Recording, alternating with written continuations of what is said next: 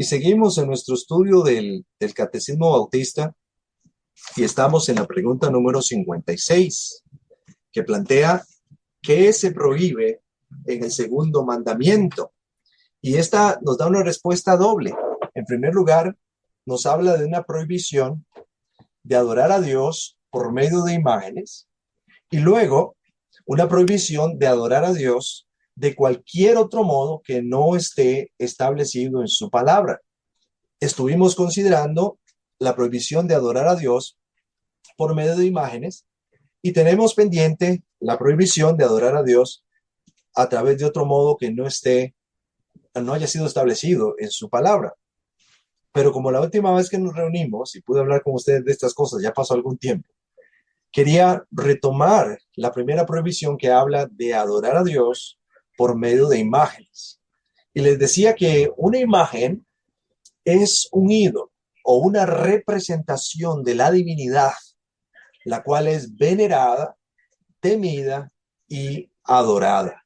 Esta es la definición entonces de imagen. Cuando pensamos en los pueblos paganos, ellos tenían un sistema de adoración basado fundamentalmente en estas imágenes. Y nosotros encontramos que la Biblia nos habla de que algunas de estas imágenes tenían nombres propios. Se menciona a Moloc, a Renfán, a Quemos, a Sera, Baal, Astarot, Dagón y otros más. El pueblo de Israel, en sus tiempos de apostasía, adoró estas imágenes. Podemos leer en Primero de Reyes, el capítulo 11, versículos 1 al 8. Y voy a leer así la palabra de Dios. Pero el rey Salomón amó, además de la hija de Faraón, a muchas mujeres extranjeras, a las de Moab, a las de Amón, a las de Edom, a las de Sidón y a las Eteas, gentes de las cuales Jehová había dicho a los hijos de Israel: no os llegaréis a ellas, ni ellas se llegarán a vosotros, porque ciertamente harán inclinar vuestros corazones tras sus dioses. A estas pues se juntó Salomón con amor, y tuvo 700 mujeres reinas y 300 concubinas, y sus mujeres desviaron su corazón. Y cuando Salomón era ya viejo, sus mujeres inclinaron su corazón tras dioses ajenos, y su corazón no era perfecto con Jehová su Dios, como el corazón de su padre David, porque Salomón siguió a Astoret, diosa de los sidonios, a Milcón, ídolo abominable de los amonitas, e hizo Salomón lo malo ante los ojos de Jehová, y no siguió cumplidamente a Jehová como David su padre. Entonces edificó Salomón un lugar alto a Quemos, ídolo abominable de Moab, en el monte que está enfrente de Jerusalén, y a Moloc, ídolo abominable de los hijos de Amón. Así hizo para todas sus mujeres extranjeras, las cuales quemaban incienso y ofrecían a sus dioses. Observen la procedencia de esos ídolos. Observen de dónde venían esos ídolos. Eran ídolos procedentes de Egipto, Moab, Amón, Edom, Sidón y Canaán. Observen también sus nombres. Astoret, que era la diosa de los sidonios. Milcom, un ídolo abominable de los amonitas. Quemos, un ídolo abominable de Moab. Moloc, un ídolo abominable de los hijos de Amón. A estos dioses, según el texto bíblico, se les construyeron altares, es decir, centros de adoración y de culto. Se habla de lugares altos, se habla de altares, que son centros de adoración y de culto. Por lo general se escogía una montaña donde se establecía este centro de adoración y culto. Allí se quemaba incienso, allí se hacían sacrificios, incluso se hacían sacrificios humanos. En Segundo de Reyes, el capítulo 17, versículos 16 y 17, nos dice así: dejaron todos los mandamientos de Jehová su Dios, y se hicieron imágenes fundidas de 2 becerros, y también imágenes de acera, y adoraron a todo el ejército de los cielos, y sirvieron a Baal. Y vean lo que dice a continuación: e hicieron pasar sus hijos y a sus hijas por fuego. Sacrificaron a sus hijas y a sus hijos en los altares de estos dioses falsos. Y sigue diciendo, y se dieron a adivinaciones y agüeros, y se entregaron a hacer lo malo ante los ojos de Jehová, provocándole a ira. Todo esto aconteció durante el reinado de Jeroboam, rey de Israel. Recuerde que cuando Roboam, el hijo de Salomón, subió al trono, por causa del juicio de Dios que cayó sobre Salomón y sobre su casa, el reino se dividió en dos. Dos tribus quedaron con Roboam, la tribu de Judá y la media tribu de Benjamín, y 10 tribus quedaron con Jeroboam. Y por causa de su temor de que aquellas 10 tribus regresaran a adorar a Jerusalén y el corazón del pueblo regresara otra vez a ser fiel a Roboam, que era el rey legítimo, entonces Jeroboam levantó lugares altos, y es lo que estamos leyendo allí. Tenía esos 2 becerros, esas imágenes de acera, esa adoración a los astros, ese servicio a Baal y ese sacrificio de niños y niñas en esos altares. Observen otra vez la razón de la apostasía en el caso de Salomón, que fue el primer texto que leí. El rey desobedeció la orden de Dios acerca de no casarse con muchas mujeres. Allá en Deuteronomio 17:17, el Señor, dando instrucciones acerca de los reyes, dijo: ni tomará para sí muchas mujeres. ¿Para qué? Sigue diciendo, para que su corazón no se desvíe. Y cuando leemos ese texto que acabamos de leer en el primer libro de Reyes, vemos ese corazón desviado del rey Salomón. Además de eso, Dios había dado la orden de que no debían casarse, los hombres de Israel, no debían casarse con mujeres extranjeras, precisamente por el riesgo que había de caer en la idolatría. En Deuteronomio, el capítulo 7, versículos 3 y 4, leemos: y no emparentarás con ellas, no darás tu hija a su hijo, ni tomarás a su hija para tu hijo. ¿Ve? Ni las hijas, ni los hijos, ni los varones, ni las muchachas debían casarse con extranjeros.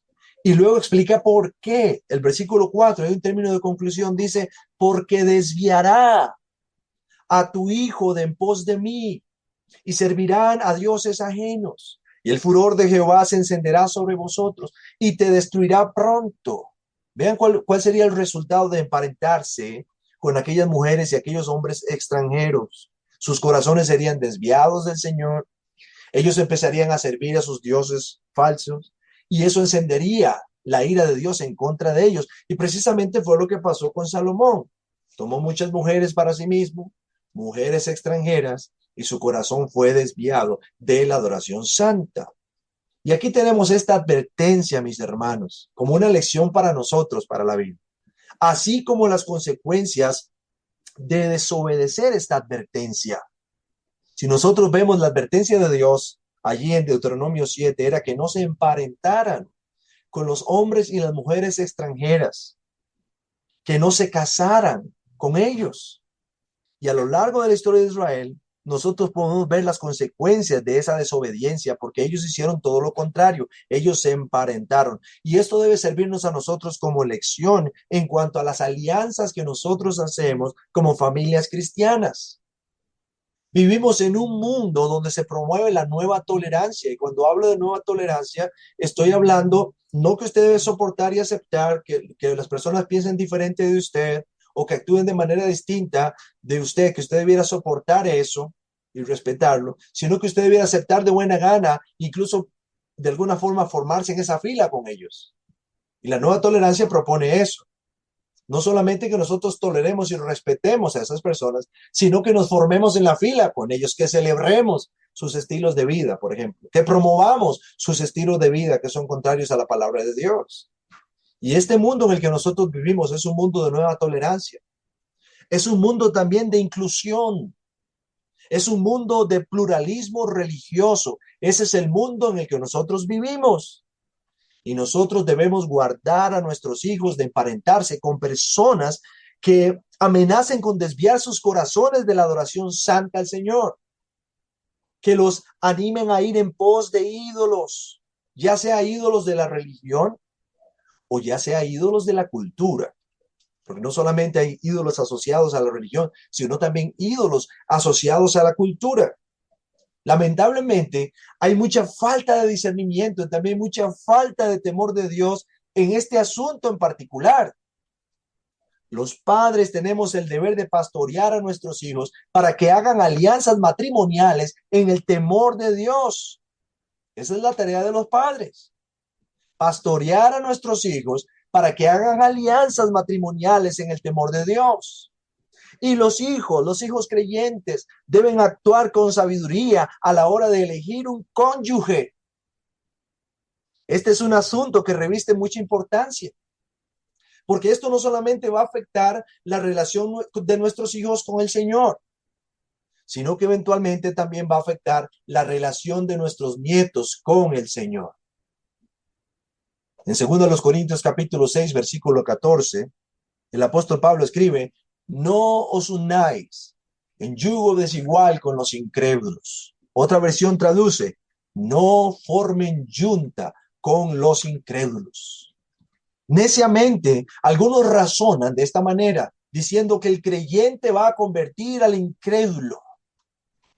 O razonan de esta manera, que el incrédulo, a pesar de su incredulidad, puede resultar en una persona buena. Pero mis hermanos, Dios no se equivoca. Los paganos desviarán a los creyentes de la adoración santa, tal como sucedió con el pueblo de Israel.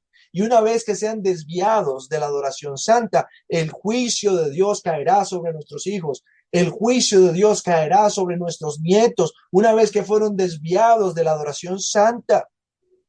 En Deuteronomio capítulo 7, versículo 4, vuelve a decir el Señor: porque desviará a tu hijo de en pos de mí, y servirán a dioses ajenos.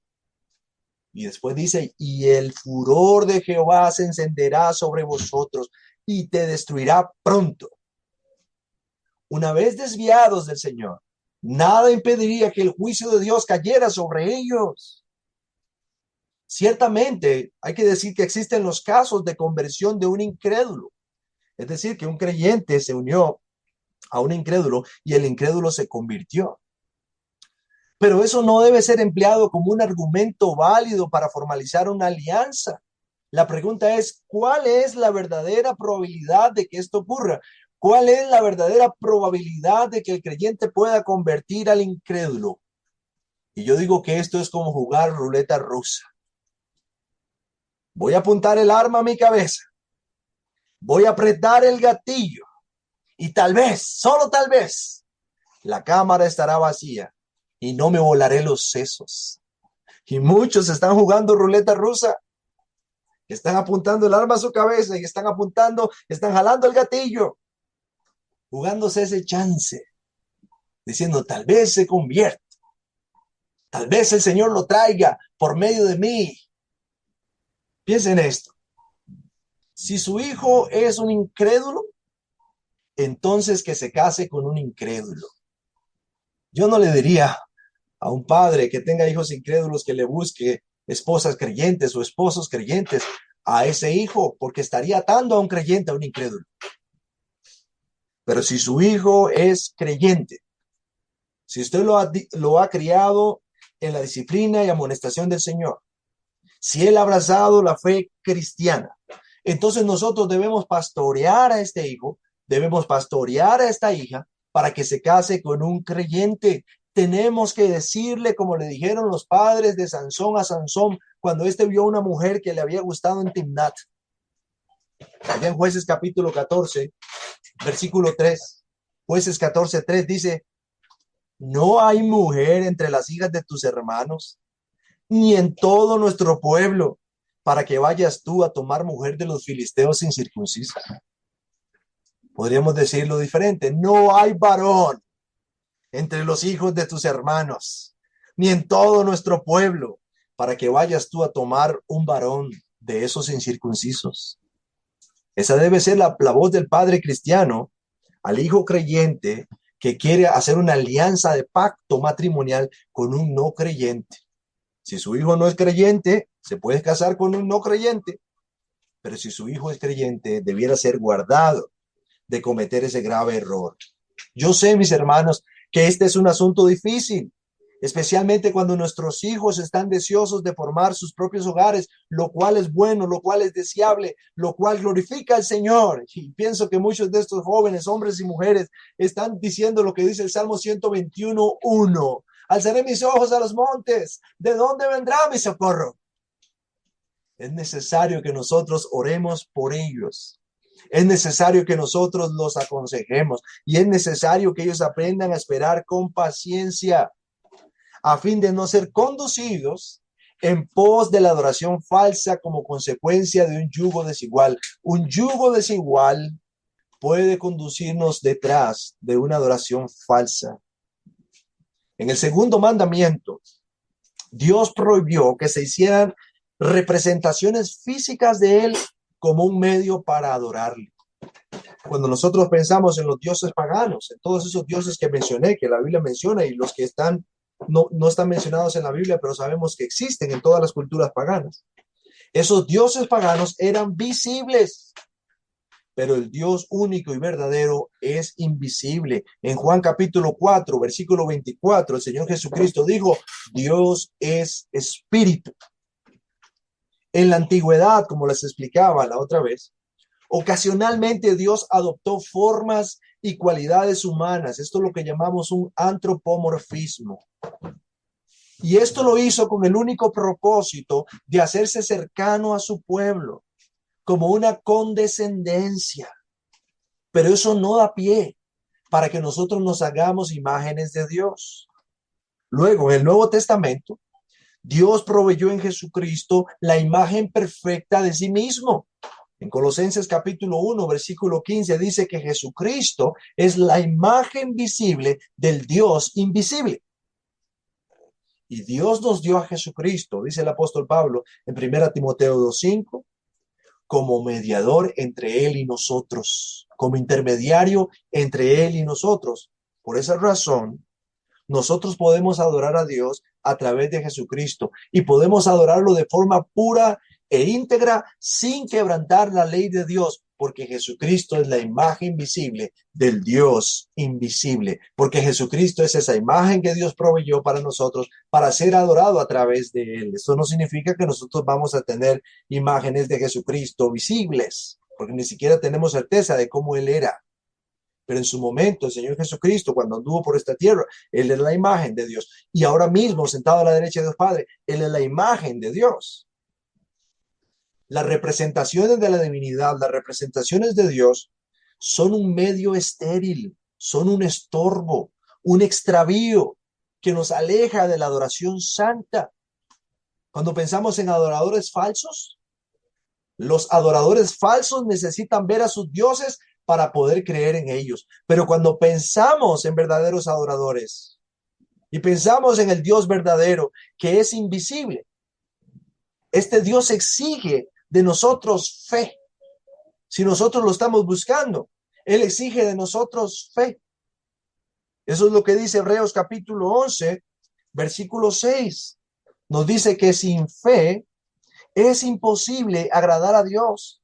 Nos dice que cualquiera que se acerca a Dios tiene que creer que Él existe y que recompensa a quienes lo buscan. Y en el versículo primero nos da una definición de qué es la fe. Nos dice que la fe es la certeza de lo que esperamos, la convicción de lo que no vemos. Y luego el versículo 6 nos dice que sin esa fe no podremos agradar a Dios y que debemos creer que Él existe, aunque no lo veamos, y que Él nos va a recompensar. Ahora bien, pensemos en ese atributo de Dios, la invisibilidad de Dios.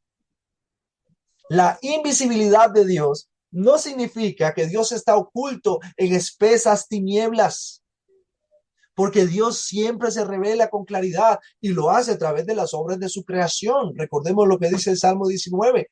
Los cielos cuentan la gloria de Dios y el firmamento anuncia la obra de sus manos. Dios se ha hecho visible a lo largo de la historia de este mundo por medio de las obras de su creación, al punto de que el apóstol Pablo dice allá en Romanos 1, 19 y 20, que los hombres quedan sin excusa frente a esa revelación de Dios. Es verdad que no contamos con imágenes de Dios para adorarle, pero Dios siempre está presente. Él está presente en todo lugar. Y como dice el apóstol Pablo allá en Hechos 17:27, Dios no está lejos de ninguno de nosotros.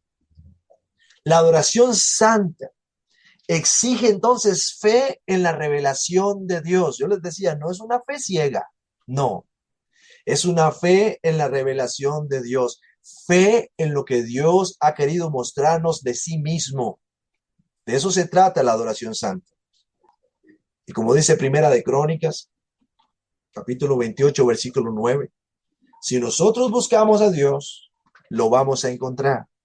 Y como dice Hechos 17:27, porque Dios no está lejos de ninguno de nosotros. Y como dice Hechos 17:28, porque nosotros vivimos, nos movemos y existimos en Dios y somos sus descendientes. Pero si rechazamos a este Dios que se ha revelado, como dice Primera de Crónicas, capítulo 28, verso 9, Él nos va a rechazar para siempre. La adoración falsa conduce a la impiedad, tal como lo ejemplifica la historia de Israel. La idolatría los corrompió. La idolatría los echó a perder. Vean este pasaje de Éxodo capítulo 32, versículos 6 y 7. Y viendo esto, Aarón edificó un altar delante del becerro y pregonó a Aarón y dijo, mañana será fiesta para Jehová. Versículo 6, y al día siguiente madrugaron y ofrecieron holocaustos y presentaron ofrendas de paz. Y se sentó el pueblo a comer y a beber y se levantó a regocijarse. Versículo 7. Entonces Jehová dijo a Moisés, anda, desciende, porque tu pueblo que sacaste de la tierra de Egipto se ha corrompido. El pueblo se ha echado a perder. Y obtenemos esta lección para nosotros. Esto mismo es lo que sucede con las imágenes de santos y ángeles, vírgenes, crucifijos, cristos, asociados al culto cristiano. Estas imágenes pervierten la adoración santa. Estas imágenes alejan del Señor en lugar de acercarnos a Él. Por lo que si vamos a adorar y obedecer a Dios como Dios quiere, es necesario prescindir de todas estas cosas. Es necesario que expulsemos todos estos ídolos que corrompen la verdadera adoración. Los ídolos no se comparan al Dios invisible. Los ídolos son una burla. Vimos la burla que le hacen los profetas del Antiguo Testamento a los ídolos y a sus artífices, a sus hacedores. Elías se burlaba de ellos. Isaías se burlaba también. Jeremías también se burlaba. El único Dios verdadero es incomparable, como declara Isaías 40. Es el Dios que fortalece al cansado y multiplica las fuerzas del débil. Isaías 40:29. Es el Dios que renueva las fuerzas de aquellos que confían en Él. Los hace volar, los hace correr, los hace caminar sin fatiga y sin cansancio. Isaías 40:31. Solamente la corrupción que surge de un corazón que está infectado por el pecado puede hacernos abandonar la adoración santa a un Dios que es tan grande y magnífico para adorar aquello que no es Dios, para esculpir con nuestras propias manos ídolos y luego llamarlos Dios o nuestro Dios. Y después, de manera absurda, acudir a esos ídolos pidiéndoles ayuda a los mismos ídolos, los mismos dioses que hemos hecho con nuestras propias manos. ¿Cómo pueden ellos ayudarnos? Es una locura. Intentar adorar a Dios por medio de imágenes, entonces, es necedad y obstinación. Recuerde estas verdades. El único Dios verdadero es invisible. Él nos ordena que no lo adoremos a través de imágenes y Él quiere ser adorado en espíritu y en verdad conforme a su naturaleza, que es espiritual. Juan capítulo 4, versículo 24, otra vez las palabras de nuestro Señor. Dios es espíritu y los que le adoran en espíritu y en verdad es necesario que adoren. Si usted y yo vamos a ser entonces verdaderos adoradores, y esta es la lección para nosotros, entonces debemos esforzarnos por ofrecer esta clase de adoración. ¿Cuál? Una adoración espiritual que se conforma a la verdad tal como ha sido revelada por Dios. Y ahí viene la segunda prohibición, no hacer nada que Él no haya prescrito. Adorar según la verdad es adorar según Dios se ha revelado.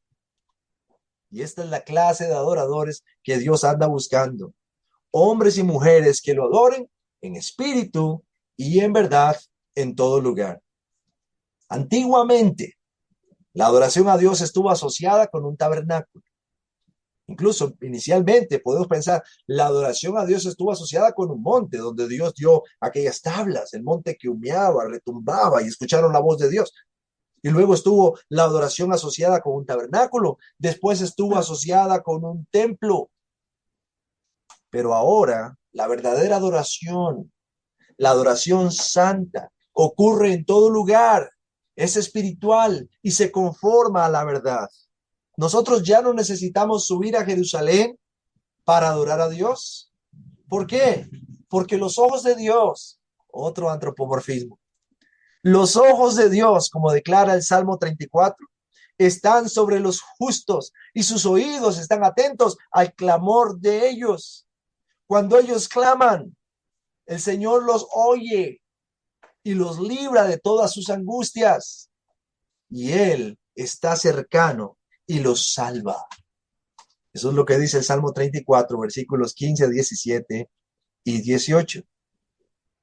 Todas las religiones del mundo, incluso la religión cristiana, tienen ciudades santas y tienen santuarios. Pero el Dios verdadero está en todo lugar. Él no habita en ciudades especiales. Él no habita en santuarios únicos. Su presencia está en todas partes y en todas partes se le puede adorar. Es cierto que no lo vemos, pero Él siempre está allí. Por lo que no debemos buscarlo a través de imágenes. Solamente debemos creer y Él nos va a recompensar. Déjeme citar otra vez Hebreos capítulo 11, versículo 6. Pero sin fe es imposible agradar a Dios, porque es necesario que el que se acerca a Dios crea que le hay y que Él es galardonador de los que le buscan.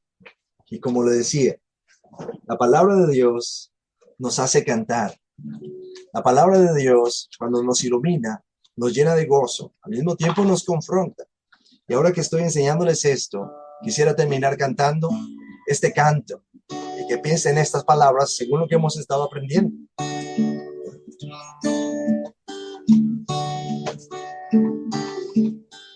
Dios está aquí,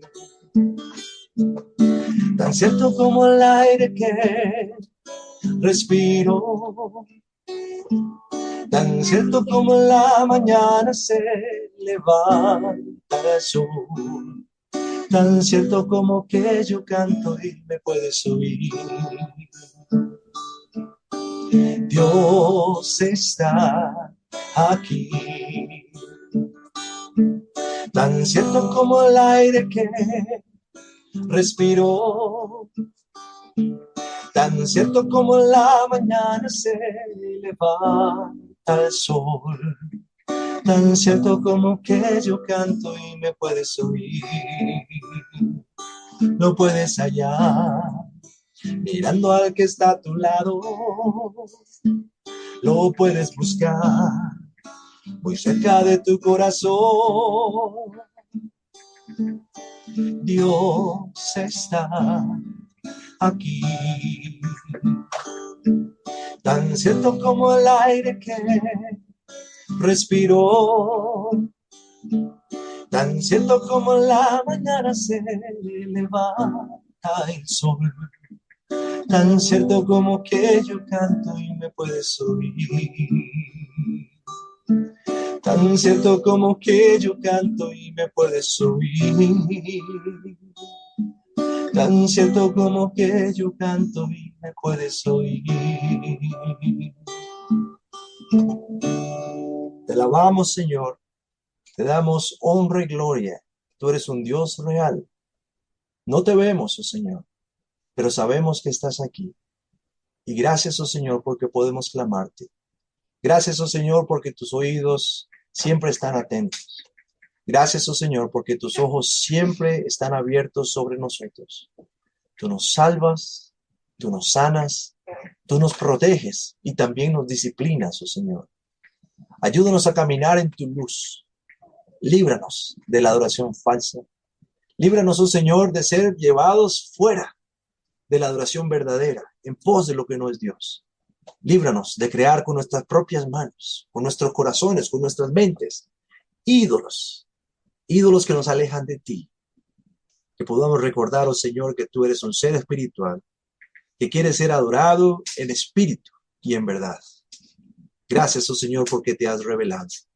Y a pesar de que no te vemos, podemos verte en las obras de tu creación. Podemos verte en la persona de Jesucristo. Podemos verte, oh Señor, en la persona del Espíritu Santo y tu palabra, donde te muestras y te revelas a nosotros. Ayúdanos a caminar en tu luz, oh Señor. Y ten misericordia de todos aquellos que todavía están en tinieblas, siguiendo y adorando lo que no es Dios. Ten misericordia de nuestros hijos también. No permitas que sus corazones se desvíen. Ten misericordia de nuestros nietos, los que tienen nietos y los que esperamos tener algún día, para que ellos puedan mantenerse en el culto y la adoración al único Dios verdadero. Te entregamos, oh Señor, este tiempo y te damos gracias por la bendición de haber estado juntos aprendiendo estas cosas y renovando nuestras mentes con la verdad. Oramos en el nombre de Jesús. Amén.